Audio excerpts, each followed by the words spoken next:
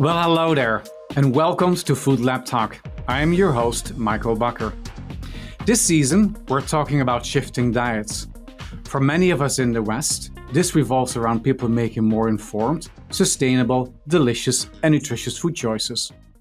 But for many less privileged, talk of diets must involve the basic availability of food, its accessibility, and basic adequacy in terms of natural value. According to the World Food Programme, up to 783 million people today do not have enough food, and more than 40 million people are at an emergency or worse levels of hunger. Today's guest is Bernhard Kowatsch. Bernhard is the founder and head of the Innovation Accelerator at the United Nations World Food Programme. The World Food Programme's Innovation Accelerator is the world's largest social impact incubator and is dedicated to ending hunger worldwide. In 2022 alone, their portfolio of 150 plus startups and innovations impacted an incredible 37 million people globally. Bernhard, it is truly a pleasure to have such an impactful leader like you on the show. Well, Michael, it's a pleasure for me to be here, and I'm happy to talk about, the future of food and also a more inclusive environment for everybody. Love it. To get things started, Bernhard, could you briefly share with us what sparked you off on this incredible journey that you're on? Absolutely, Michael. And I think this is actually a journey that a lot of people are on in terms of thinking about, when you think about tech solutions, innovations, startups, how can that solve some of the world's biggest problems? And I first started my career working in private sector for the Boston Consulting Group, but then I joined the World Food Programme, building up the internal management consulting team, created a startup called Share the Meal, and now most recently our Innovation Accelerator. And the basic premise behind this is essentially that thought that I think a lot of people share right now is like, okay, how can my lifestyle, my work, what we do on a daily basis contribute towards a world that's getting better, like a world where nobody goes to bed hungry. And I think this is one of the strong beliefs that technology and startups can actually help us get there. That sounds really, really interesting. But for the audience, maybe let's start with, what is the World Food Programme Innovation Accelerator? It's, as you were saying, the World Food Programme, a United Nations agency dedicated for supporting people in emergency response, whether it's like, providing food to people that are affected by wars in Ukraine, in Afghanistan, but also natural disasters, but sustainably ending hunger, connecting farmers to markets, mother and child nutrition, school meals programs. The World Food Programme Innovation Accelerator is the World Food Programme's corporate innovation center or lab or accelerator, as we're calling it, identifying, supporting, and scaling these startups or innovations that can help us either make emergency response more effective and efficient, and at the same time, sustainably ending hunger. And I think the mission is quite daunting, to be fair, like the same as for the World Food Programme. Is like, how can we go as an organization to the next level and bring in the knowledge of Silicon Valley, of private sector companies, of startups into the fight against hunger that we have as the World Food Programme. And by now, as you were saying, like we are offering these types of accelerator programs also to partners by now. So this year we are running a total of 15 social impact startup accelerator programs for partners like the Bill and Melinda Gates Foundation, the German government, European Commission. Yeah. Let's get really, really practical, because I understand there's this massive, incredibly impactful World Food Programme, and then you're talking about innovation. And it feels to me there's an incredible gap between the big organization and an individual or a small organization trying to make a difference. So can you give the audience just maybe one example where you say, here is an amazing startup that we have supported that is making an impact somewhere? Let me reference a startup. It's actually for-profit. That's called Nihilus. It's a startup originally from Argentina. And what they are doing, they are connecting essentially ugly food. So food that is cosmetically rejected. So, they don't fulfill the beauty standards of food, if you want, and they bring this into food deserts. The problem of people, similarly in the US, but also in a lot of developing countries in urban areas, oftentimes, if you are too poor, you cannot afford a healthy diet. And what Nihilus does, so they're connecting these ugly foods or cosmetically rejected foods that are perfectly fine for human consumption, to urban areas where they're essentially with a marketplace. So they bring it into these urban centers. And then even single moms actually operate like essentially like they store the crates where people can pick up the food at their home. So like they are not only tackling food waste, so the food is not thrown away. There's women that actually have a job now because they essentially have an additional income where they're essentially the pickup point. But then the people who are purchasing the vegetables from them, they are now able to purchase that vegetables at 25% below market rate in those areas, and they have over 500,000 paying customers already. So they're now active in Argentina and Mexico already, and we as World Food Program help them expand in Peru and hopefully soon Colombia, which is, I think, to the extent where you're thinking about this, an ingenious idea. I mean, it is actually for profit. It tackles climate issues and also food waste, and it also makes nutritious food for people more affordable, which is like so many benefits that you're actually having from that. Yeah. Some very practical. So I hear about this amazing company, Nihilus. What is it that they benefited from being affiliated with the Innovation Accelerator with you? So this is an interesting question. And like I think a lot of times when startups come into our program, like they're looking into like typically in our early stage program. So we run a 1-week training program we call Innovation Bootcamp with a pitch event in front of investors, government representatives, and corporates.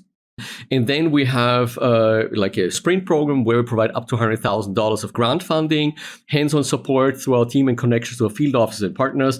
And then the best teams go into scale-up enablement. And Nihilus actually is right now in our scale-up enablement program, where they also benefit from grant funding, additional grant funding, but also hands-on support and connections to our field office. So in actually working with them, expanding in Peru, it's like our colleagues on the ground from World Food Program Peru, we're also making introduction of like, how do you set up operations in Lima? Who are the people you need to meet from the ministries, from the local community? Where do you actually buy food from the smallholder farmers? So these are the types of advantages that we can offer as World Food Program because we have the reach. World Food Program has operations in 120 countries and territories with people on the ground there working with the communities, which is sometimes in hindsight even more beneficial than the grant money. But of course, grant money is always important. And then, of course, also the exposure. So I should say Nihilus, I mean, they are a great startup. So they actually earlier this year were awarded Schwab Foundation Social Entrepreneur of the Year at the World Economic Forum. So like, I think I wouldn't put this on our achievement. It's really this Nihilus achievement, I would say.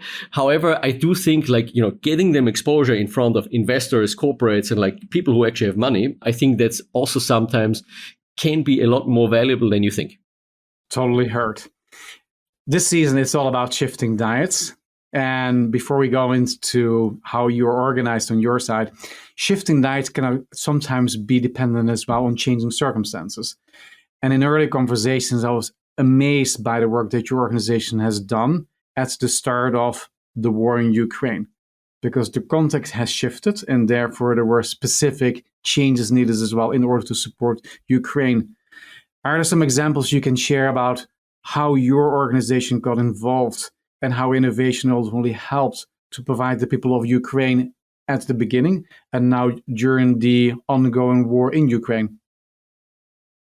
Yeah, and just to mention the example in Ukraine, like when the war in Ukraine started, at that moment, World Food Program actually did not have any operations in Ukraine anymore. So what happened is essentially from one day to the next, like we kickstarted operations to deliver ready-to-eat foods, like emergency food, to bring it into like also people fleeing Ukraine, but also people that are being displaced.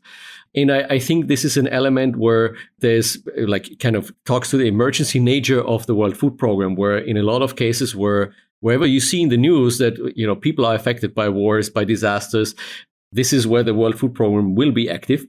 Now, let me just share one of the innovations which is now graduated from our accelerator. It's called Building Blocks. It's a blockchain tool, essentially a system. So for refugees, displaced people to purchase food via an online system. So like that's one of the use cases. In Ukraine, it actually was implemented to coordinate the aid transfers of 18 different UN agencies and NGOs. And in that case, Building Blocks was used to coordinate these aid transfers. And what was interesting, out of $337 million of transfers to people, Within a 4-month period, they were able to identify $35 million of potentially duplicate transactions. And because of the blockchain solution, those $35 million of transfers didn't happen. And 185,000 people now have additional support because those duplicate transactions didn't happen. And this is just to show like some of the, this may be not a most obvious kind of use case if you're thinking about this, but it's definitely one of the areas where, yes, like technology can play a role. Love it. Before we go into more specific innovations, and I love all the examples you are sharing, Bernhard, could you tell us a little bit more about how actually the Accelerator organization is organized? So I've heard of the Sprint Accelerator, a Scale Up Enablement Program, and Frontiers Program, right?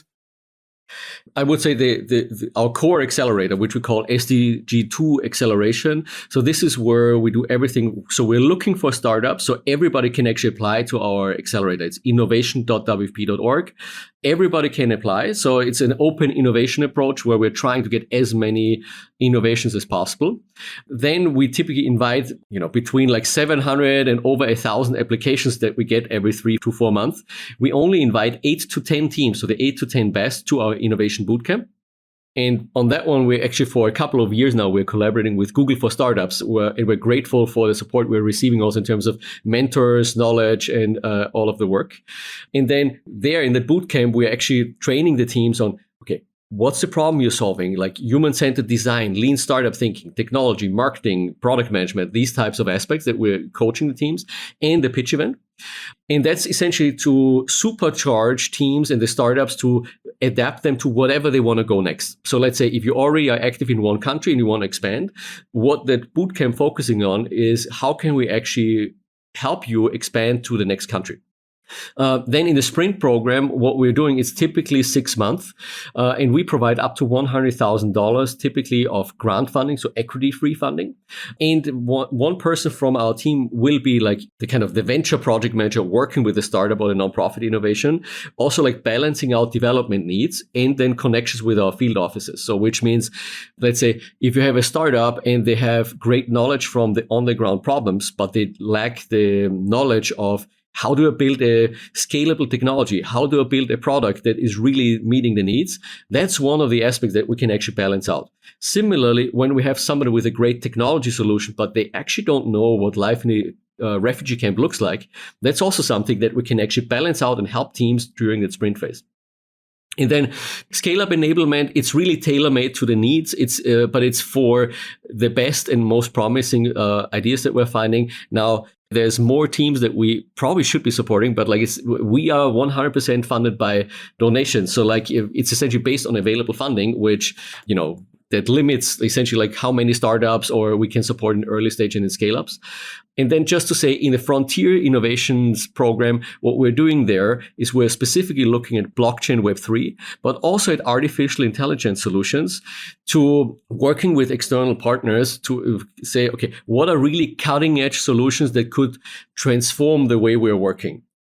And talking about technology, I would love to hear a little bit more about how you see technology-enabled solutions really making a difference. Because I think people have mixed emotions about technology and food. What has shaped your view on the impact technology can make? And how would you address people who would say, well, do we really need more technology?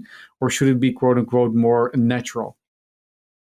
So sometimes it's a trick question where it's like, can technology solve every problem in the world? Probably no.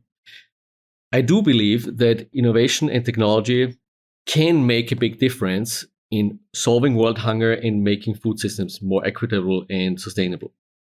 And technology solutions in that case can play a role in the scaling of solutions, in how much we can make solutions accessible also to people who otherwise would not be able to afford them. And I think that's an element of of course, it's not just technology solutions, but technology can be a key enabler in making knowledge more accessible, but also some of these solutions actually spread a lot faster. Yeah. I have a question for you in your role, Bernhard. So you get, based on all the companies that ultimately submit and want to become part of your ecosystem and the pitches you get to see, you have a very good overview of what is happening in the broader world. How do you balance this notion of, on the one hand, many of the solutions are already known with just more people to act upon it. So it's basically how can you share a known solution to other settings versus to continue to basically allocate available capacity to develop the next solution. So how do you balance the tension I think there is between those two directions? It is a very interesting challenge, and like it's definitely one we're facing every day. And it's a question of what our basic assumption is, or our North Star is, like, how can we help more people through innovations, technologies, and startups? So like that's essentially like what's the driving force behind our work. So sometimes when we're looking at startups or at technology that are already existing, we're looking into like what's the impact potential of this technology, how innovative is this, and also what's the business model behind, or if it's a for-profit startup, is this ever going to be sustainable? How can it grow? How can it scale? And I think this is the aspect of like that's challenging at times with startups or innovations. When you look at current innovations, it might seem very small. We're trying to extrapolate, like with the right support, how much impact could that startup make? And then it's typically a balance of you'll end up with more innovative, more disruptive startups and technologies that might be still smaller right now. But at the same time, you balance this out with maybe you have some known technologies or innovations that you then help replicate. In a portfolio logic for us, at least that makes sense, because you're also balancing out like some of the higher risk with the maybe less risk, but then maybe it's not as disruptive. But it's definitely something that's on our mind, and like it's something that with available resources, you always have to make trade-offs. And talking about those trade-offs, I wonder as well, I'm just curious as the outsider, how you balance between the needs of addressing the urgent situations like in a war zone or in a drought, and there are so many hotspots around the world, unfortunately, versus investing in more longer term needs or solutions as well. So how do you avoid getting just this whiplash between there's a crisis over here, what can we do, versus actually staying on course and thinking about the challenges we're going to be faced with over the years, if not decades to come? I think part of the answer here for us is also driven by our funders, partners, or donors actually who fund us, where I think luckily a lot of them also have a strategic mindset that are looking into, okay, we need to invest into solutions for the future right now, because longer term that will help us reduce the urgent funding needs. And I think that as a logic is definitely very true and very worthwhile. Now, the challenge really is as well is like, I think we've been trying to have about like a 50% split between half the portfolio of our innovations focuses on helping people in immediate need, making emergency response more effective and more efficient. The other half is about sustainably ending hunger, changing diets, bringing alternative protein solutions to the fore, like things that will sustainably improve people's lives, but then also reduce the need for emergency assistance going forward. And I think specifically in the innovation area, like we would be not doing the right job if we would like weigh like emergency response 100% in our portfolio, because like this is the role of innovation. I think we have the opportunity to invest right now to have, like multiply that impact over time, and we really will have a big impact then. At the same time, at least I also see still solutions that can be deployed right now for making emergency response just a lot more efficient and more effective. AI solutions, big data analytics, supply chain optimization, which is, if you do this at a big scale, you can still save a lot of money and therefore help a lot of people. Alrighty, let's dig into some of the good stuff. I'm going to ask you some questions about different companies you're supporting in the various buckets you articulated earlier, like in the category Sprint Accelerator. Ancestral Markets, I've heard about. And I think it's really interesting when people talk about shifting diets, we really think about ingredients or diets, but there are so many enablers as well. And my understanding is that Ancestral Markets might be one of those enablers. Can you talk a little bit more about Ancestral Markets, what that company is all about? Yeah, so in this case, it's actually a non-profit innovation like that we have supported internally from the World Food Programme, but also with external partners.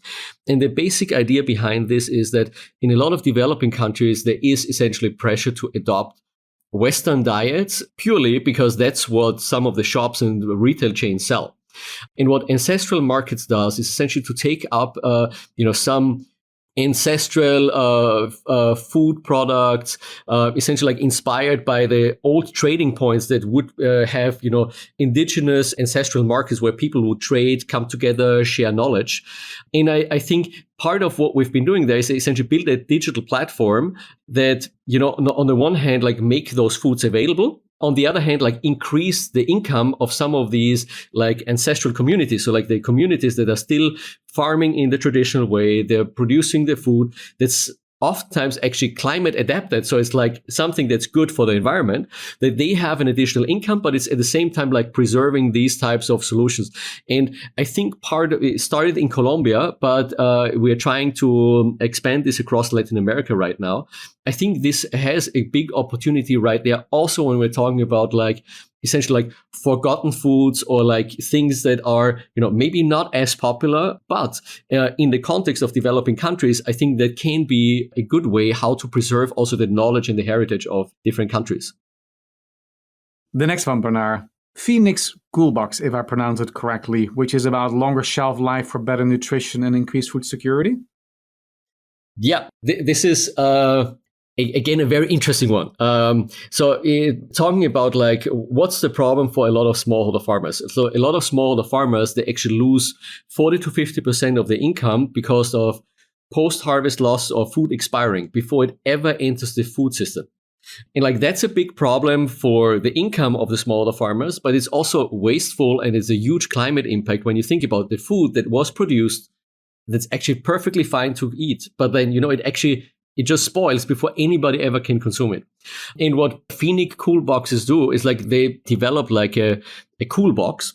So it's not a cold storage, but it's a cool storage. So it makes it cooler. So extending the shelf life, it's not necessarily like a fridge, but like it can actually cool down from whatever the ambient temperature around the box is to, several degrees below, like in the box. And that increases like the shelf life for the farmers. And like the way the technology works, you also don't need electricity for it. So like this is why it's exciting. Now we've been looking at this, also a couple of other cold storage or post-harvest loss innovations where the idea is the same. It's essentially like extending shelf life, making sure food doesn't expire, and increasing smallholder farmers' incomes. Let's talk a little bit about the Scale-Up Enablement Program. We talked about Nihilus already. What about H2Grow, growing food in truly impossible places? This is, an interesting innovation as well, where like originally, like this innovation, it was actually something that was submitted to us by actually a Sahrawi refugee who lives in the Sahrawi refugee camp in southwest Algeria, right? And so Taleb Brahim, he was able to get an agronomist education internationally. And so like based on that, he said like, well, that refugee camp, the Sahrawi refugee camp, it exists for, now it's probably more than 45 years. So some people already live in that refugee camp for the third generation.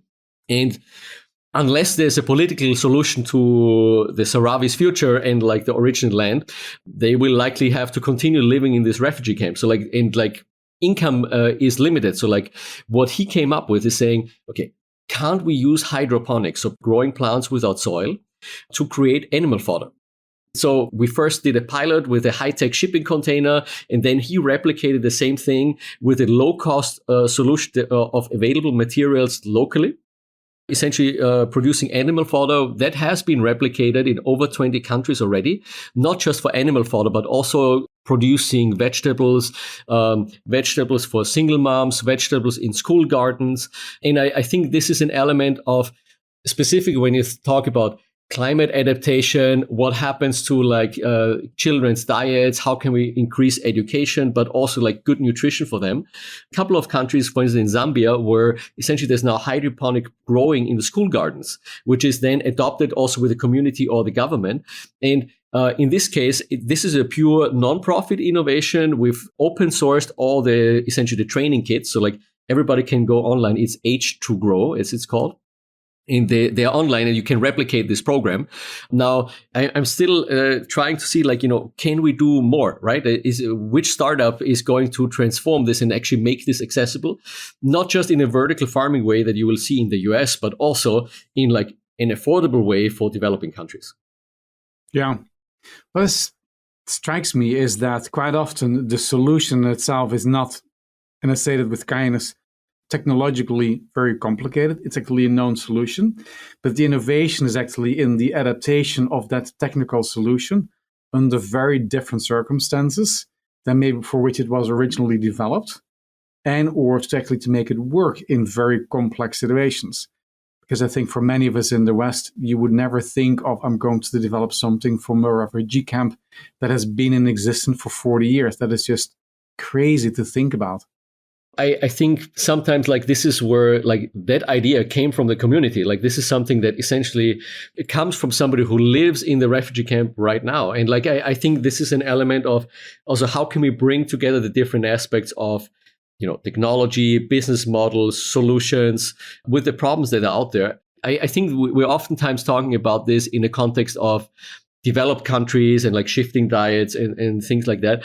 I think there's similar ways that we actually should be looking at also tackling food deserts, right? I think it's outside in, we may know or we may have an idea what the problem is, but maybe that's not the problem. And I think it's a challenge that is actually in a lot of different cases. Yeah, and what I love, as I work for a technology company, it's the dissemination of information is now creating so many new opportunities because somebody in a refugee camp can actually see what has been done all over the world and think that might work over here, whereas in the past, that just wasn't available. So I think you get this acceleration of ideas as well. Love it. So Bernhard, we talked about, do we really need another startup to solve X or Y? In a similar vein, do we really need another accelerator to come up with more startups? So how would you address that question just based on the work that you do? So I think when you look in the world right now, and right now there's about 350 million acutely hungry people, so people that are marching towards starvation. At the same time, we're looking at food systems that are broken, food deserts. We look at climate change that happening as we're speaking. We need a lot more solutions a lot faster. And accelerators won't solve everything that we're talking about, but I believe there needs to be a lot more action, whether that's more people founding startups, more large corporates actually changing the way they're working, changing their products. But then I think there's a role for, these accelerators or also investors to choose to invest into solutions, whether it's food systems, food and ag tech, in developed countries, but then again in developing countries. Specifically, when you think about the future of the planet, I think there is an opportunity to find solutions that actually create more food that's more sustainable, that people have healthier diets, and all of this can happen at the same time. This is where I think the magic can still come. And I'd argue that having more accelerators, more investors, and more investor money going into the space will actually be a key enabler for driving also the entrepreneurs that will then be active in that ecosystem. And my final comeback to that one will be, is regardless of whether we need more or less, I deeply admire those in the arena. Those are actually doing stuff. Well, yes, I do hope that a lot more will come and a lot more, interested parties, whether it's individuals, corporates, foundations, will say, hey, this is something where we really, really want to get active, because it's not just also a question about, charity or philanthropy, but there's also a real business opportunity. Think about the problems we're solving. These are real business opportunities where technology, startups, and investors can actually make money and do good at the same time. Totally agree with you. One of my favorite questions, Bernhard, is asking the question, if you knew then what you know now, from a change-making perspective, what would you advise your younger self or all these change makers out there that are hearing you and saying, wow, I want to become like you? What is it that you would share with them? Wow, it's a powerful question. to a certain extent, what I would advise my younger self is to really embrace risk taking and not worry as much. And I think this is an element of there's inherent risk in so many aspects of entrepreneurial or intrapreneurial decision making. And sometimes that may mean that you're taking risks that are really, really feeling uncomfortable. However, like over time, if you're working hard, if you're smart, if you're working with the right people, you have the right partners, you're looking for advice, I think there's so much impact that you can make. And I would say, if for everybody listening out there, it's more like, I think not worrying so much about taking bold steps towards things that you think make sense and just try it out, like make experiments. Like if you don't know what the right solution is, take one step at a time. Try test it, like human-centered design. Like, you're looking into if this can work, try it out and see if it's working. I totally agree with you. Actually, be much bolder and just get going. But it takes probably time to ultimately embrace those notions. Bernhard, thank you so much for joining me today on Food Lab Talk. It has been an absolute pleasure chatting with you. Michael, the pleasure was all mine. And I'm looking forward also to anybody who wants to actually join the fight against hunger or create a more inclusive food system across the world. And thank you for everything that you are doing with the Google Food Lab. I enjoyed my conversation with Bernhard, and reflecting on my conversation with him, a few things that stood out to me.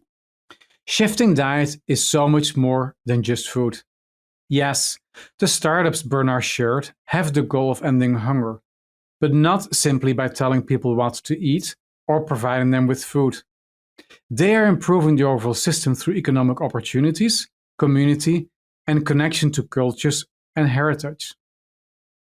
Related, the idea of community-driven problem solving. Like several of our earlier guests, Bernhard challenged changemakers to be humble and set aside our assumptions. We may think it takes X to solve Y, but someone with lived experience might know that X doesn't work for a number of reasons. If you want to drive impact, center the community you're serving and involve them in the change-making journey. And finally, I was impressed by Bernhard's articulation of the balance of risk, acute needs, and long-term vision. When you're faced with short-term crises, it can be easy to deprioritize long-term needs and to seek out short-term low-risk solutions. But in change-making, high-risk, disruptive solutions often spur rapid innovation that reduces crises over the long term. I think it's important to strike the right balance between accelerating action while maintaining stability within the current system. For more information about the World Food Programme Innovation Accelerator and related projects, be sure to check out the show notes. Thank you for joining us for this episode. If you liked what you heard, subscribe to the podcast at foodlabtalk.com or wherever you listen to your podcasts. As we close, I invite you to pursue your own bold vision and take whatever action you can take towards a better food system. See you next time.